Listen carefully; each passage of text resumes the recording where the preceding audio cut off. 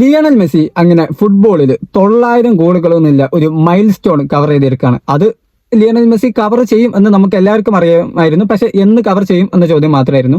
അതിപ്പോൾ last Inter മിയാമിയുടെ മാച്ചിൽ പുള്ളിക്കാരൻ ഒരു ഗോൾ സ്കോർ ചെയ്തതോടുകൂടി മെസ്സി 900 ഗോളുകൾ സ്കോർ ചെയ്തിട്ടുണ്ട്. ആ ഒരു മാച്ചിൽ മെസ്സി ഗോൾ സ്കോർ ചെയ്തെങ്കിൽ പോലും പക്ഷെ ആ ഒരു മാച്ചിൽ എവേ ഗോളിന്റെ അഡ്വാൻറ്റേജിൽ ആ ഒരു ഇന്റർ മിയാമി മത്സരം തോൽക്കേണ്ട അവസ്ഥ വന്നു എന്നുള്ളത് ആ ഒരു മത്സരത്തെ പറ്റിയുള്ള കാര്യം മാത്രം.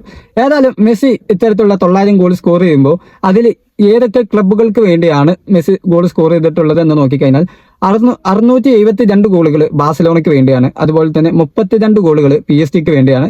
79 ഗോളുകൾ ഇന്റർ മിയാമിക്ക് വേണ്ടിയാണ്. അതുപോലെ തന്നെ 115 ഗോളുകൾ അർജന്റീനൻ നാഷണൽ ടീമിന് വേണ്ടിയാണ്.